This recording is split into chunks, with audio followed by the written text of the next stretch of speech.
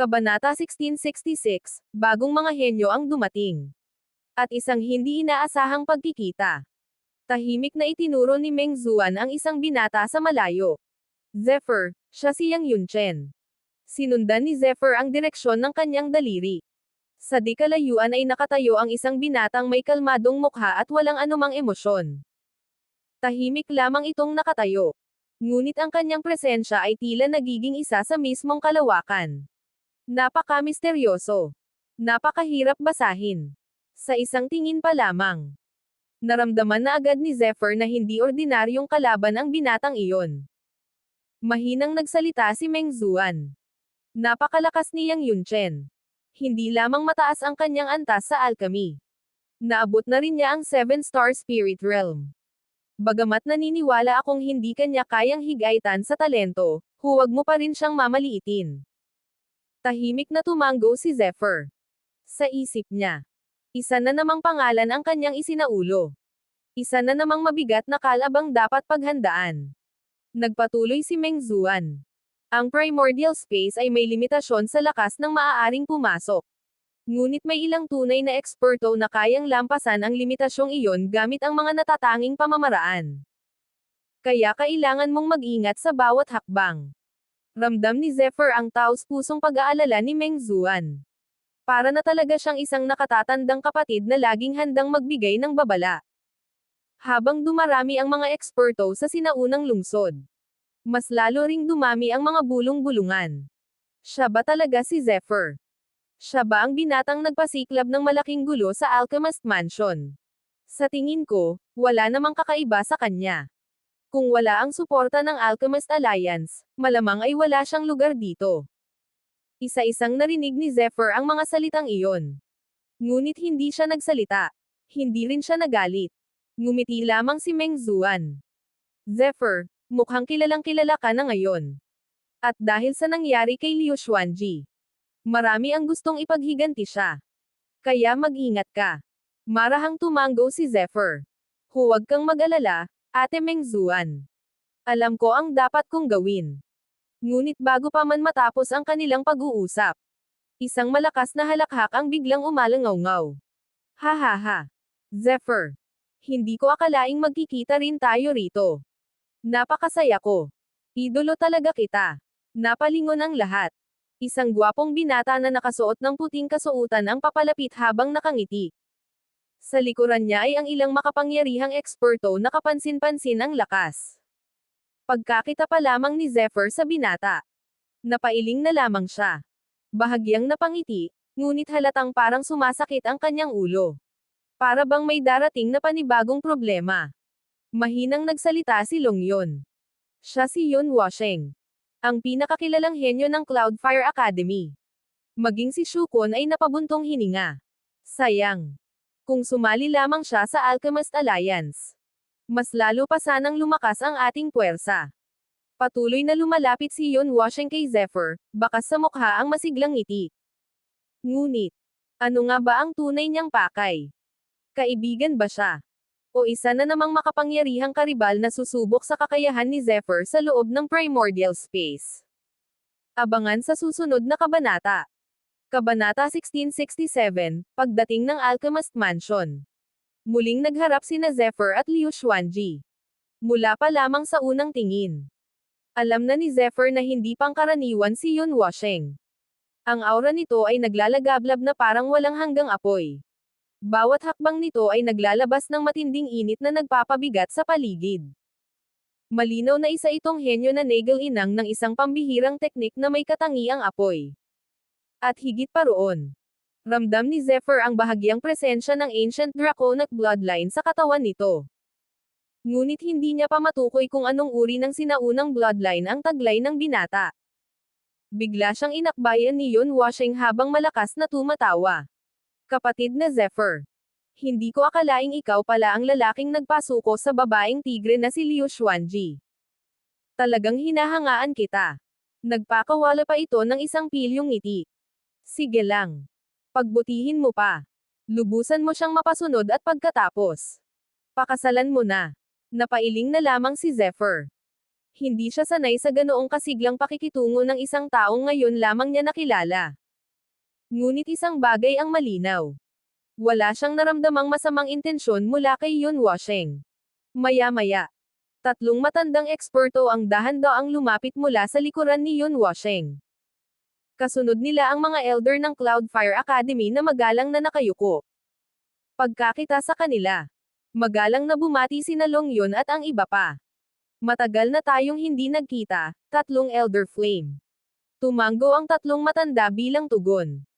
Ang apoy na bumabalot sa kanilang katawan ay tila halos maging tunay na naglalagablab na apoy. Sapat iyon upang ipakita ang nakakatakot nilang lakas. Kahit si Yun Washeng ay agad na yumoko bilang paggalang. Tahimik na ipinaliwanag ni Meng Zuan kay Zephyr. Sila ang tatlong dakilang elder ng Cloudfire Academy. Hindi lamang sila mga 8-star soul cultivators. Pambihira rin ang kanilang lakas sa martial arts. Lihim na tumango si Zephyr. Sa kanyang pagtataya, ang tatlong matandang ito ay nasa ikatlong antas ng Alchemy Realm. Mas malalakas pa sila kaysa sa ilang makapangyarihang kalabang nakaharap niya noon. Sa sandaling iyon, nagsalita ang pinakamatandang nakasuot ng pulang roba. Sa pagkakataong ito, kailangan nating magsanib puwersa. Ang tunay nating kalaban ay ang mga puwersang mula sa teritoryo ng Qinglan. Tumango si Shukun. Tama. Napakaraming lihim ang nakatago sa primordial space. Kung mag-aaway pa tayo sa isa't isa, ang mga dayuhan lamang ang makikinabang. Isa-isang sumang-ayon ang lahat. Ngunit sa mismong sandaling iyon, boom! Isang napakalakas na pagsabog ang umalangaw-ngaw sa kalangitan. Kasunod nito, isang malalim na dagandong ang yumanig sa buong sinaunang lungsod. Napalingon ang lahat. Mula sa himpapawid. Sunod-sunod na bumaba ang napakalalaking halimaw na nababalutan ng naglalagablab na apoy. Ang kanilang presensya ay nagdulot ng matinding presyon sa buong paligid. May napasigaw sa gitna ng maraming tao. Ang mga iyon. Mga espiritual na halimaw ng Alchemist Mansion. Sa isang iglap, naging seryoso ang mga mukha ng lahat. Dahil alam nilang, kasabay ng pagdating ng Alchemist Mansion, darating din ang taong matagal nang hinihintay ng marami. Muling magkikita sina Zephyr at Liu Xuanji. Ngunit matapos ang lahat ng nangyari sa pagitan nila, ano ang magiging reaksyon ni Liu Xuanji sa muling paghaharap na ito? At may panibago na naman bang unos na sesebog? Abangan sa susunod na kabanata. Kabanata 1668, lumitaw ang mas mabibigat na kalaban. At isang nakakatakot na aura ang yumanig sa langit. Dahil sa patuloy na pag-aalaga ni Liu Xuanji. At sa napakaraming pambihirang elixir na ipinakain dito ng Alchemist Mansion. Ang espiritual na halimaw nito ay naging higit pang makapangyarihan kaysa dati. Habang lumilipas ang oras, parami ng parami ang mga akademya at malalakas na puwersa ang dumarating sa sinaunang lungsod. Bawat isa sa kanila ay may sariling mga henyo. Bawat isa ay may sariling mga eksperto. At bawat grupo ay naglalabas ng nakakatakot na presensya. Bagamat nagkaisa sila laban sa teritoryo ng Qinglan. Hindi nito nabura ang matagal ng alitan sa pagitan ng iba't ibang puwersa. Sa gitna ng maingay na pagtitipon, biglang may isang mapanghamong boses na umalangaw-ngaw. Panahon na para matapos ang paghahari ng Alchemist Alliance. Pagkatapos ng labanang ito, ang Flame Palace ang magiging bagong pinakamakapangyarihang puwersa. Lumingon ang lahat. Isang binatang nakasakay sa dambuhalang Flame Golden Bird ang buong pagmamalaking nakatingin sa paligid. Naglalagablab ang apoy sa kanyang katawan. Ang espiritual na halimaw na kanyang sinasakyan ay may bakas pa ng Phoenix Bloodline, dahilan upang maging napakapanganib nito. Hindi pa man humuhupa ang ingay. Isa pang malamig na tinig ang sumingit. Hindi naman namin kailanman kinilala ang Alchemist Alliance. Masyado lamang silang umaasa sa pagpipino ng mga elixir. Ang Myriad Beast Academy ay hindi nangangailangan ng kanilang tulong. Sa di kalayuan, makikita ang grupo ng mga disipulong nakasakay sa dambuhalang itim na espiritual na tigre. Bawat isa ay may matinding aura. Ngunit, tumawa lamang si Yun Washeng. Ha ha ha. Huwag mo na silang pansinin. Puro yabang lamang ang mga iyan. Tahimik na pinagmasdan ni Zephyr ang dalawang puwersa. Pagkatapos ay kalmadong nagsalita. Mukhang hindi lamang ang teritoryo ng Qinglan ang dapat nating bantayan. Pati ang mga puwersang ito. Tahimik na tumanggo si Meng Zuan. Alam niyang tama ang sinabi ni Zephyr. Ang Flame Palace at ang Alchemist Alliance ay matagal nang may lihim na alitan. Kung hindi lamang dahil sa presensya ni Luo Shui. Matagal na sanang sinubukan ng Flame Palace na agawin ang kanilang posisyon. Samantala, ang Myriad Beast Academy naman ay kilala sa pagkontrol ng makapangyarihang mga demonic beast. Napakalalim din ng kanilang hidwaan sa Alchemist Alliance. At ngayon, mukhang handa na silang samantalahin ang kaguluhan. Bahagyang ngumiti si Zephyr. Ngunit malamig ang ngiting iyon. Magdasal na lamang sila. Na huwag kaming magharap sa loob ng primordial space. Nang marinig iyon, hindi mapigil ang mapilang ni Yun Washeng. Sa halip na mag-alala para kay Zephyr. Naawa pa siya sa mga disipulo ng Flame Palace at Myriad Beast Academy. Alam niyang, kapag tunay na nagalit si Zephyr, may siguradong magbabayad ng napakalaking halaga. Ngunit sa mismong sandaling iyon, boom! Isang napakalakas na pagsabog ang biglang umalangaw-ngaw sa kalangitan. Kasabay nito, isang maringal at nakakatakot na aura ang bumalot sa buong sinaunang lungsod. Ang lupa ay bahagyang nanginag. Ang hangin ay tila tumigil sa pagdaloy. At maging ang mga eksperto ng iba't ibang akademya ay hindi mapigil ang magbago ang kanilang mga ekspresyon. Sino ang nagmamay-ari ng napakalakas na aura na ito? Isa na naman ba itong halimaw na henyo? O isang makapangyarihang eksperto mula sa teritoryo ng Qinglan ang dumating upang guluhin ang buong primordial space? Abangan sa susunod na kabanata. Kabanata 1669, muling nagharap sina Zephyr at Liu Xuanji. At sumiklab ang tensyon. Umuungol. Isang nakakabinging alulong ang umalangaw-ngaw sa himpapawid. Sa sumunod na sandali, isang dambuhalang flame wolf ang bumaba mula sa kalangitan, nababalutan ng naglalagablab na apoy.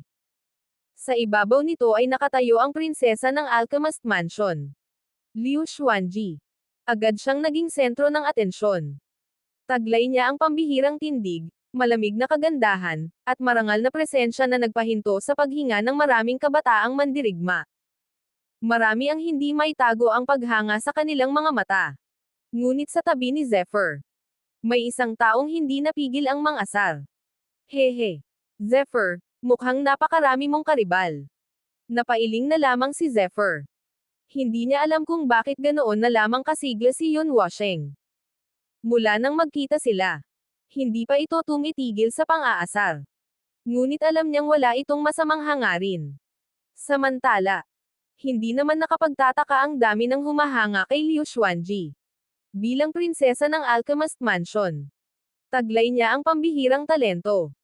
Mayroon pa siyang ancient draconic bloodline, dahilan upang lalo siyang hangarin ng maraming makapangyarihang pamilya. At higit sa lahat, taglay niya ang isang kagandahang mahirap tumbasan. Sa isang iglap, nagtagpo ang mga mata ni Zephyr at Liu Xuanji. Malamig na tumingin si Liu Xuanji. Hindi niya kailanman makakalimutan ang lalaking tumanggi sa kanilang kasal sa harap ng napakaraming tao. Bagamat ayaw rin naman niyang pakasalan si Zephyr. Nasugatan pa rin ang kanyang pride. Ngunit nang maalala niya ang eksenang, mas pinili ni Zephyr na mamatay kaysa lumuhad. Hindi niya napigil ang mag-atubili. Unti-unting nabawasan ang lamig sa kanyang mga mata. Napalitan ito ng isang emosyon na maging siya ay hindi maipaliwanag. Sa sandaling iyon, masayang kumaway si Yun Washeng. Ate Liu, tanggayan ka rin sana ng hangin papunta rito. Umuungol. Biglang umalangaw-ngaw ang galit na alulong ng Flame Wolf.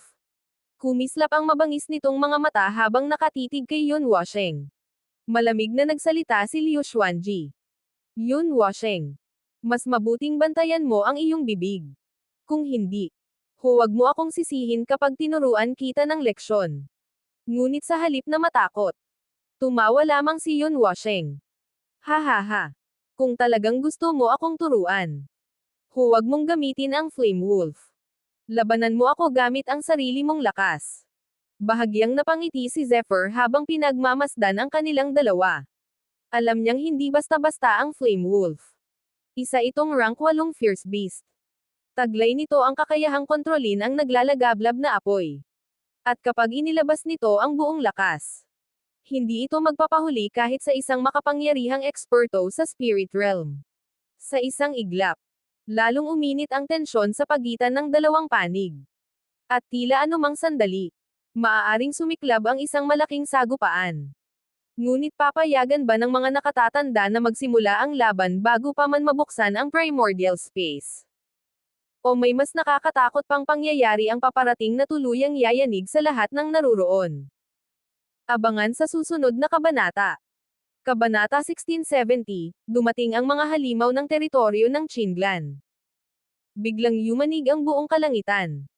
Isang napakalakas na aura ang bumalot sa buong sinaunang lungsod. Para bang isang sinaunang banal na halimaw ang unti-unting nagigising. Ang nakapangangilabot na presyon ay bumagsak sa lahat ng naruroon. Crack! Crack! Crack! Sunod-sunod na nabiyak ang lupa. Nagtilian ang mga lumilipad na ibon. Nagngalit ang mababanggas na halimaw. Maging ang hangin ay tila natakot sa presensyang iyon. Napakunot ang noo ni Zephyr. Napakalakas. Ang aura na ito ay hindi pangkaraniwan. Isa na naman itong makapangyarihang matandang halimaw.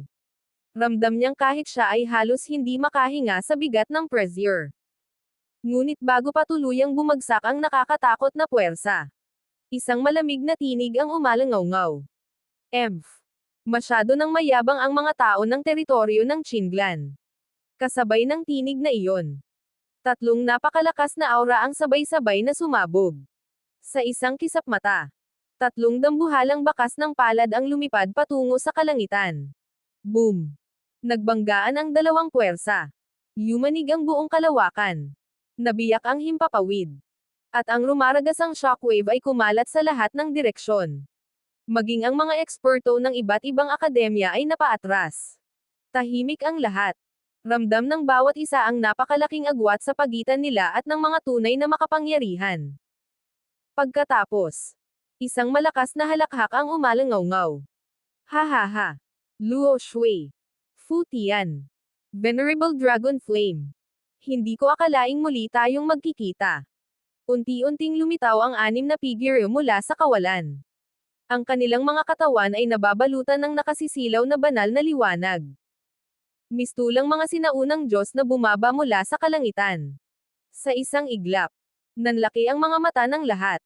Dumating na ang mga eksperto ng teritoryo ng Chinlan. 6 na makapangyarihang matandang halimaw ang tahimik na lumulutang sa himpapawid. Bawat isa ay naglalabas ng nakapangangilabot na aura. Halos walang sino mang nang ahas tumingin ng diretsyo sa kanila. Naramdaman ng buong domain ng Muan ang matinding presyon. 6 na eksperto. Lahat ay halos kapantay ni Luo Shui at Venerable Dragon Flame. Sa kabilang panig, 3 lamang ang tunay na makapangyarihang haligi ng domain ng Muan. Malinaw na dahado sila sa bilang. Sa gitna ni Luo Shui at Venerable Dragon Flame ay nakatayo si Fu Tian. Isa siyang makapangyarihang eksperto na hindi kabilang sa alinmang puwersa. Ngunit matagal na siyang matalik na kaibigan ni Luo Shui. Alam ni Zephyr na kaya lamang siya inimbitahan ngayon ay dahil inaasahan na nilang magiging napakalakas ng mga kalaban. Ngunit kahit ganoon, hindi pa rin nila inaasahan na 6 na matandang halimaw ang ipapadala ng teritoryo ng Chinlan. Unti-unting lumitaw ang iba pang mga mandirigma ng teritoryo ng Chinlan. Isa-isa silang pumwesto sa likuran ng 6 na eksperto. Lahat sila ay may malamig na tingin. Punong-puno ng pagmamataas. Habang pinagmamasdan nila ang mga mandirigma ng domain ng Muan. Parang wala silang nakikitang karapat-dapat na kalaban. Sa kanilang mga mata, ang domain ng Muan ay isa lamang mahinang lupain na maaari nilang year-okan anumang oras. Ngunit mananatili bang tahimik ang mga henyo ng domain ng Muan sa harap ng ganitong paghamak? At sino ang unang lalabas upang durugan ang kay-abangan ng teritoryo ng Chinlan? Abangan sa susunod na kabanata.